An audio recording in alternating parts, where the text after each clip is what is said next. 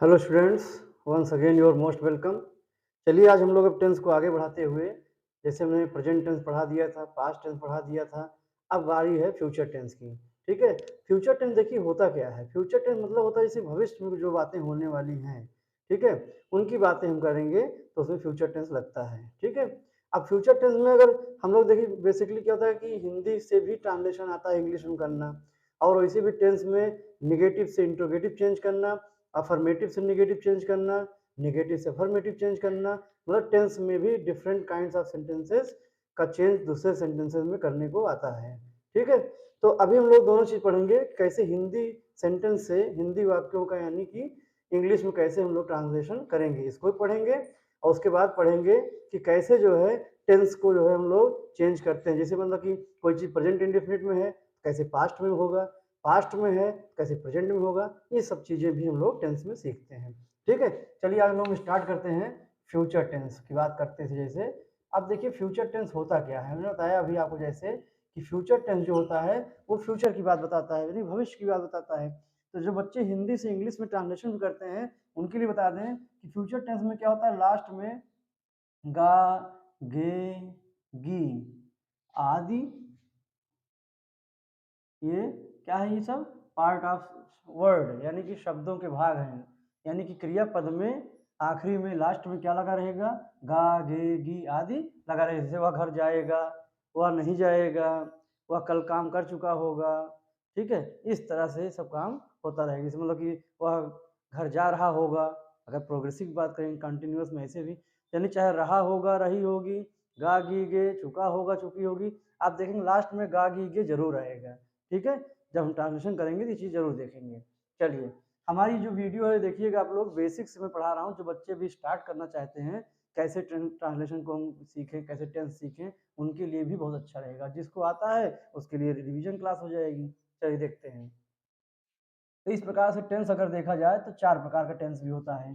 पहला जैसे है आपका क्या है, फ्यूचर इनडेफिनिट, जिसको सिंपल फ्यूचर भी कहते हैं, सब लिख दे रहे हैं जितने नाम जानते हैं। जैसे future indefinite, future indefinite tense, इसी को सिंपल फ्यूचर भी कहते हैं। इसी को क्या कहते हैं, simple future tense, simple future tense भी कहते हैं। ठीक है, उसके बाद दूसरा है हमारा फ्यूचर कॉन्टिन्यूअस। अब देखिए जो बच्चे नए हैं जो सीख रहे हैं अभी, वो जानते रहिएगा कि स्पेलिंग में भी बहुत मिस्टेक करते हैं बच्चे, कॉन्टिन्यूअस की स्पेलिंग गलत कर देते हैं, CONTINUOUS होता है। ठीक है, कॉन्टिन्यूअस टेंस, इसको कहते हैं फ्यूचर प्रोग्रेसिव। कॉन्टिन्यूअस मतलब होता है प्रोग्रेसिव, तो कुछ बुक में प्रोग्रेसिव मिलता है, बच्चे जैसे कुछ लोग नहीं जानते हैं तो उनके लिए नया हो जाता है ये फ्यूचर प्रोग्रेसिव टेंस। ठीक है, इसके बाद आपका तीसरा आता है फ्यूचर परफेक्ट टेंस। क्या आता है, future perfect tense. Future perfect tense में देखते हैं हम लोग, इसमें क्या होता है, एक होता है डेफिनिट टेंस, इनडेफिनिट टेंस, इसको इनडेफिनिट टेंस भी बोलते हैं। डेफिनिट टेंस के हिसाब से फ्यूचर इनडेफिनिट है तो इसको डेफिनिट कह देते हैं कि निश्चित हो गया, जैसे काम हो चुका होगा, ये निश्चित तक बताता है। लेकिन इसका अलग से कहीं मिलता नहीं, उस तरह लिखना हम लोग लिखेंगे नहीं, जितना जानते हैं उतना ही लिखा जाएगा। जैसे अब ज़्यादा जो है कुछ बुक वाले बताते हैं कि ये जो है डेफिनिट भी होता है, क्या होता है, लेकिन कहीं भी इसका लिखा विशेष मिलता नहीं विशेष बुक्स में। ठीक है, तो जो लोग हम लोग साधारण हर बुक में जानते हैं वही उतना पढ़ेंगे भी। फिर है future perfect continuous tense, future perfect continuous tense. अब देखिए जहाँ जहाँ कंटिन्यूअस की बात आएगी वहाँ हम प्रोग्रेसिव लिख सकते हैं, जहाँ जहाँ कंटिन्यूअस की बात आएगी वहाँ प्रोग्रेसिव लिख सकते हैं। तो इसको फ्यूचर प्रोग्रेसिव टेंस भी कहते हैं, क्योंकि कंटिन्यूअस को ही जो है क्या कहा जाता है, प्रोग्रेसिव कहा जाता है। तो यहाँ भी कंटिन्यूअस आया, यहाँ भी प्रोग्रेसिव लिख सकते हैं, फ्यूचर प्रोग्रेसिव कंटिन्यूअस टेंस। ठीक है, चलिए हम बार बार नहीं लिख रहे हैं, आप लोग जानते रहिएगा। फिर इसके बाद देखिए क्या होता है, अब जब इतना हम पढ़ लेते हैं तो इसी में हम जो है मॉडल ऑक्सिलरी वर्ब का यूज करते हैं। यानी पूछा जाए मॉडल ऑक्सिलरी वर्ब किस टेंस में यूज होता है, कहाँ पे होता है, तो फ्यूचर टेंस में मॉडल ऑक्सिलरी वर्ब का यूज ज्यादातर होता है। मॉडल जिसको कहते हैं, जैसे विल, शैल, ठीक है, would, should, can, may, might, ought to, need, मतलब ये सब चीजें मॉडल लगभग जो है फ्यूचर टेंस चेंज होती है। लेकिन जो हम टेंस पढ़ेंगे अगर सही सही देखा जाए तो इसमें जो है फ्यूचर टेंस में विल का यूज होगा, शैल का यूज होगा, विल बी का यूज होगा, देखिए सब बताएंगे भी वैसे भी हम, लेकिन लिख दे रहे हैं एक बार, विल बी, शैल बी। उसके बाद किसका यूज होगा, विल हैव, शैल हैव। अभी हम लोग चारों में इतने पढ़ेंगे, विल हैव, शैल हैव, उसके बाद विल हैव बीन और shall have been, will have been और शैल हैव बीन। मतलब इतना ही हमको पढ़ना है। मॉडल्स बहुत होती हैं, लेकिन हर मॉडल को यहाँ नहीं पढ़ना है, ठीक है। तो आप इसे समझ गए। अब चलिए हम लोग समझ लेते हैं कहाँ कौन सा यूज करना है। देखिए जैसे हमने लिखा विल या शैल, इसका यूज करते हैं कहाँ, सिंपल फ्यूचर यानी फ्यूचर इंडेफिनिट में। विल बी और शैल बी का यूज कहाँ करते हैं, फ्यूचर प्रोग्रेसिव में, जो दूसरा सेंटेंस है। और विल हैव और शैल हैव का यूज कहाँ करते हैं, तीसरे में, फ्यूचर परफेक्ट टेंस में। विल हैव बीन और शैल हैव बीन का यूज कहाँ करते हैं, चौथा सेंटेंस कौन सा है हमारा, फ्यूचर परफेक्ट टेंस में, फ्यूचर परफेक्ट कंटीन्यूअस टेंस में, ठीक है। तो इस तरह चारों प्रकार सेंटेंस की हमने हेल्पिंग वर्ब लिख दी, कहाँ क्या लगाना है।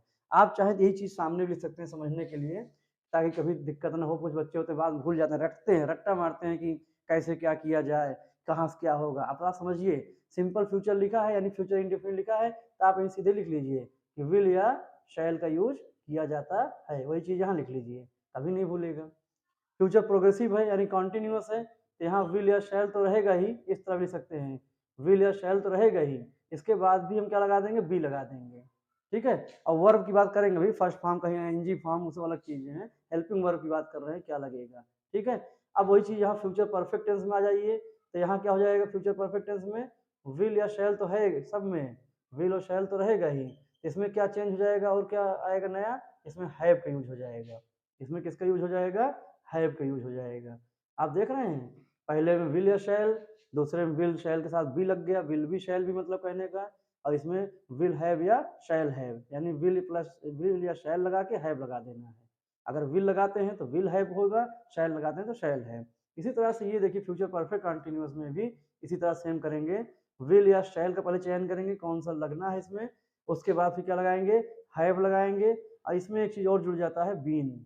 ये देखिए बीन, क्योंकि इसमें समय दिया रहता है, फ्यूचर परफेक्ट कंटिन्यूअस टेंस है, काम जारी भी रहता है और कुछ हो भी चुका रहता है। जैसे वो 5 बजे से पढ़ रहा है, पढ़ चुका हो नहीं, जैसे वह अपनी किताब 5 बजे से पढ़ रहा होगा।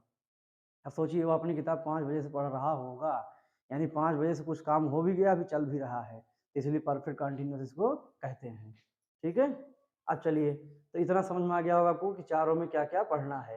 पहले सिंपल फ्यूचर में विल या शैल का यूज, और फ्यूचर पर प्रोग्रेसिव यानी फ्यूचर कंटिन्यूअस टेंस में विल या शैल के साथ बी ई बी का यूज हो जाएगा हेल्पिंग वर्ब ग्रुप में, और फ्यूचर परफेक्ट टेंस में विल या शैल के साथ हैव का यूज हो जाएगा, और फ्यूचर परफेक्ट कंटिन्यूअस के साथ विल शैल के साथ हैव और प्लस बीन भी लग जाएगा, ठीक है। अब एक चीज और इसमें आता है समझने के लिए, बात देखते हैं जो बताना चाह रहे थे अभी आपको, कि बच्चे कहेंगे सर विल और शैल आप लगा दिए हैं, तो विल कहाँ लगाएंगे, शैल कहाँ लगाएंगे। तो ध्यान दीजिएगा आप लोग, शैल का यूज जो करते हैं हम लोग केवल आई और वी के साथ करते हैं जनरली, जनरल केस में, जैसे ठीक है, जनरल केस सामान्यतः बात किया जाए तो विल या शैल का यूज जैसे करते हैं, सीखते हैं, उसके लिए नियम क्या है, शैल का यूज आई और वी के साथ करते हैं सामान्यतः, और विल का यूज जो करते हैं वो करते हैं किसके साथ, इसके अलावा बाकी सब के साथ। इसके अलावा क्या बचा, यू, ही, शी, इट, दे, समझ रहे हैं ना, और नेम्स, जितने भी हैं नाउन्स हैं और भी सब चीज़ें हैं, नेम्स या नाउन्स कुछ भी लिख सकते हैं एटसेट्रा, इनके सब के साथ जो है नेम्स या नाउन्स भी लिख देते हैं हम यहाँ पे। कुछ बच्चे कहते हैं सब बताया करिए सर, तो यहाँ नाउन्स हैं, नेम्स या नाउन्स जो भी चीज़ें हैं एटसेट्रा जो भी बची हैं, सबके साथ जो है विल का यूज करेंगे। कुल मिलाकर आप इतना याद करिएगा बच्चा लोग कि आई और वी के साथ शैल लगाएंगे, बाकी सबके साथ विल, कुछ भी आ जाए। इतनी बात क्लियर है जनरल केस में। अब जब कभी कंपल्सन की बात आ जाए, कोई फर्म डिटर्मिनेशन की बात आ जाए, बाध्यता की बात आ जाए, दृढ़ संकल्प की बात आ जाए, तो ऐसे सेंटेंसेस में उल्टा हो जाता है, आई और वी के साथ विल लग जाता है और बाकी सबके साथ फिर शैल लग जाता है। इतनी बात समझ में आई। जब दृढ़ संकल्प बात है, जैसे मैं तुम्हारे घर कल अवश्य आऊंगा, इस तरह कोई बात हो गई, वह ये काम अवश्य पूरा कर लेगा, ठीक है, तो इस सब चीजों में उल्टा हो जाएगा, आई और वी के साथ विल लग जाएगा, बाकी सबके साथ शैल लग जाएगा। ऐसे सेंटेंस में बोलते हैं फर्म डिटर्मिनेशन या कंपल्सन वाली बातें जो होती है, जिसमें बाध्यता की बातें होती हैं, ठीक है। तो उस सब चीजों में आई और वी के साथ विल, बाकी सबके साथ शैल। लेकिन जो जनरल केस में जैसे हम लोग टॉकिंग करते हैं, ज्यादातर जनरल केस जब यूज करते हैं हम लोग, तो वहाँ आई और वी के साथ शैल, बाकी सबके साथ विल लगता है, ठीक है। तो चलिए हम लोग वीडियो कंटिन्यू करते हैं आगे। आज हम लोग पढ़ते हैं इसमें फ्यूचर इंडेफिनिट टेंस। ठीक है, फ्यूचर इंडेफिनिट टेंस चलिए पढ़ते हैं हम लोग जो है। इसको आप लोग स्क्रीनशॉट ले लीजिए, समझने के लिए इसको नोट भी कर लीजिए, तब हम जो है आगे बढ़ते हैं, इसको इरेज करते हैं।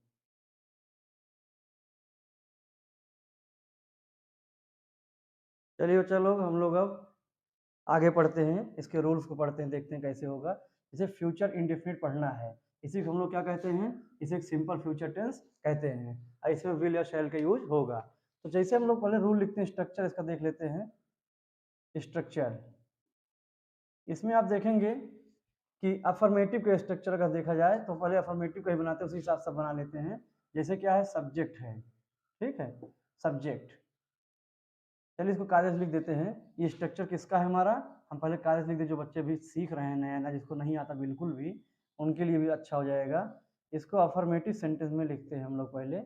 अफर्मेटिव में समझते हैं, जो सेंटेंस पॉजिटिव हो, देखिए दूसरा भी लिख दिए हम, यानी कि जो पॉजिटिव सेंटेंस होता है, इसको अफर्मेटिव या पॉजिटिव सेंटेंस कहेंगे। तो उसके लिए जो स्ट्रक्चर है हमारा, उसके लिए जो स्ट्रक्चर है, हेडिंग यहाँ डाल देते हैं, स्ट्रक्चर कैसे बनता है, रूल इसका मतलब, और पहला है अफर्मेटिव सेंटेंस के लिए। ठीक है, तो सब्जेक्ट हो जाएगा प्लस हेल्पिंग वर्ब, जिसको कहते हैं ऑक्सिलरी वर्ब भी बोलते हैं, ऑक्सिलरी वर्ब या हेल्पिंग वर्ब। वो क्या है यहाँ बच्चा लोग, शैल या विल या शैल, कुछ भी लिख सकते हैं पहले, शैल या विल, इसको लगा देंगे हेल्पिंग वर्ब। उसके बाद वर्ब इन फर्स्ट फॉर्म, हमेशा वर्ब की फर्स्ट फॉर्म लगती है विल और शैल के साथ। ठीक है, उसके बाद क्या है, ऑब्जेक्ट आएगा, ऑब्जेक्ट बाद क्या हो जाएगा, अदर्स आ जाएगा। ठीक, फुल स्टॉप लगता है लास्ट में, जानिएगा अफर्मेटिव है ना। चलिए अब इसमें क्या हो जाएगा, जैसे एग्जाम्पल देखते हैं हम लोग, एग्जाम्पल लेके चलते समझ में आएगा। जैसे वह कल स्कूल जाएगा, एकदम साधारण सेंटेंस देते हैं, वह कल स्कूल जाएगा। अब आप देखिए, पूछेगा इसका ट्रांसलेशन करिए, तो जिस वाक्य अंत में क्रियापद में गा गी गे, जाना क्रिया है, इसके पद में क्या गा गी गे लगा रहता है, वहां पर क्या होता है, फ्यूचर टेंस होता है और इंडेफिनिट टेंस होता है। क्योंकि इसमें क्या है, देखिए वह कल स्कूल जाएगा, इसमें प्रोग्रेसिव नहीं है, रहा होगा रही होगी नहीं लिखा है, चुका होगा चुकी नहीं लिखा है, समय नहीं दिया है, एक यानी नॉर्मल सी बात बता रहे, स्टेटमेंट की बात कर रहा है केवल। जो स्टेटमेंट केवल बात करता है इसे नॉर्मल, वो क्या होता है, सिंपल फ्यूचर होता है, इसी को फ्यूचर इंडेफिनिट टेंस कहते हैं। ठीक, तो देखिए सबसे पहले ही आएगा, क्योंकि वह इंग्लिश ही होगी, सब्जेक्ट है ये। हमने बताया कि विल का प्रयोग कहाँ करते हैं, आई और वी के छोड़ के, आई वी के साथ छोड़ के बाकी सब के साथ विल का प्रयोग करते हैं। आई और वी के साथ शैल का करते हैं, बाकी सबके साथ विल का। तो आई और वी तो है नहीं यहाँ, यहाँ तो ही आया है, इसलिए जो है यहाँ पर हम यहाँ पर लिखी दे रहे हैं कि आई और वी के साथ हमेशा शैल का लगाएंगे जनरल केस में, और अदर्स के साथ इसके अलावा जो भी बचेंगे हम यहाँ डायरेक्ट लिख दे रहे हैं, इनके साथ विल लगाएंगे। नॉर्मल केस है, वह विद्यालय जाएगा, वह कल स्कूल जाएगा, इसे कह रहा है, तो ही विल जाना की इंग्लिश गो, हमने तय वर्ब की फर्स्ट फॉर्म, टू स्कूल, जहाँ जाते हैं उधर की ओर टू लगा के स्कूल लगा देंगे। ठीक, तो क्या हो गया, he will go to school. उसके बाद क्या लिखा है इसमें आगे, अदर्स, अदर्स में क्या है, कुछ दिया है, हाँ कल, कल की इंग्लिश क्या है, टुमारो, टुमारो लिख दिए, फुल स्टॉप लगा दिए। अब देखिए ये बन गया। एक और लिखते हैं एग्जाम्पल, जैसे क्या है, हम लोग हम लोग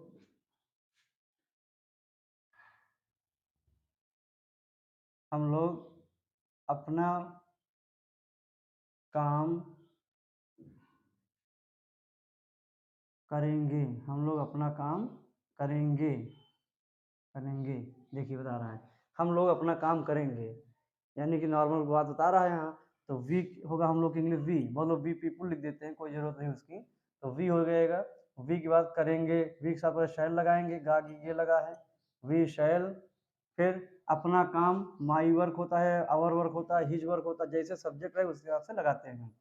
करना के इंग्लिश डू लगा देंगे, आई वी शैल डू। अब अपना इंग्लिश हमने एक दिन समझाया था, पिछली वीडियो में पढ़िएगा आप लोग, जहाँ सब्जेक्ट जैसे वी है तो अवर हो जाएगा अपना इंग्लिश, और अगर आई है तो अपना इंग्लिश माई हो जाएगा, ही है तो अपना इंग्लिश हिज हो जाएगी, और शी है तो अपना इंग्लिश हर हो जाएगा, दे है तो अपना इंग्लिश दियर हो जाएगा, यू रहेगा सब्जेक्ट तो अपना इंग्लिश योर हो जाएगा। ठीक है, हम हर वीडियो में कोशिश कर रहे हैं बताने के लिए। तो इसलिए आप लोग भी ध्यान देते रहिए, इसमें बिल्कुल गलती मत करिए, बहुत बच्चे गलती करते हैं कि अपना इंग्लिश ही नहीं आती। तो वी शैल डू अवर, अब वी है तो इसके अनुसार अवर अपना इंग्लिश, और काम की इंग्लिश वर्क या टास्क कुछ भी लिख सकते हैं, फुल स्टॉप। तो we shall do our work, हम लोग अपना काम करेंगे। इतनी बात सबको समझ में आ गई? चलिए, अगर आ गई हो तो अब चलते हैं हम लोग निगेटिव वाला देख लेते हैं। यहीं पर दूसरा स्ट्रक्चर है हमारा निगेटिव का। अब निगेटिव सेंटेंस पढ़ लेते हैं इसी में। बहुत आसान होता है, बस एक बार थोड़ा सा आप लोग समझिएगा, कठिन कुछ भी नहीं है, बस समझने की बात है। अगर अच्छे से एक बार समझ में आ गया कोई दिक्कत नहीं। अब इसमें स्ट्रक्चर में अगर बात करें निगेटिव की, सबसे पहले सब्जेक्ट होगा, फिर उसके बाद यहाँ देखिए विल या शैल या विल लिखे हैं, जो भी लिखे हैं आप कुछ भी लिख सकते हैं, पहले विल या शैल, उसके बाद नॉट लगा देंगे, देखिए, और वर्ब इन फर्स्ट फॉर्म, केवल नॉट लगा देना है बस विल शैल के बाद। उसके बाद क्या है, वर्ब इन फर्स्ट फॉर्म के बाद ऑब्जेक्ट लगा देना है, और उसके बाद अदर्स, ठीक, सब कुछ वही रहेगा, फिर फुल स्टॉप लगा देना है। यही इतना याद रखिएगा, बस फुल स्टॉप लगेगा। जैसे एग्जाम्पल देखते हैं इसका भी हम लोग, क्या है, जैसे वे पार्टी में गाना नहीं गाएंगे, वे पार्टी में गाना नहीं गाएंगे, वे पार्टी में गाना नहीं गाएंगे। मान लो ऐसे आ गया कि वे पार्टी में गाना नहीं गाएंगे, कोई जरूरी थोड़ी गाए, नहीं गाएंगे, तो क्या हो जाएगा, वो एक इंग्लिश पढ़े दे, नॉर्मल केस हमने बताया था, तो दे के बाद विल हो जाएगा, दे विल नॉट, निगेटिव है तो नॉट, फिर गाएंगे, गाना की English verb in first form, तो गाना क्या होता है, सिंग, सिंग मीन्स गाना, ये गाना क्रिया है, तो सिंग का फर्स्ट फॉर्म सिंग ही होता है, क्योंकि सिंग का सेकंड फॉर्म संग, थर्ड फॉर्म संग, तो यहाँ पे फर्स्ट फॉर्म ही यूज होना है, तो सिंग हो गया। दे विल नॉट सिंग, अब क्या, गाना नहीं गाएंगे, सिंग अ सॉन्ग, अ सॉन्ग भी लिख सकते हैं, सॉन्ग्स लिख सकते हैं, जैसे कई लोग हैं गाना गाने वाले, तो अलग अलग गाएंगे, तो they will not sing a song in the party, लेकिन हमने एक गाने की बात किया, in the party, in the party, full stop. देखें, they will not sing a song in the party. अगर ऐसे एक सेंटेंस और लिख लिया जाए, यहाँ पर थोड़ा सा छोटा सा देखेंगे, जैसे लिखा जाएगा कि मैं तुमसे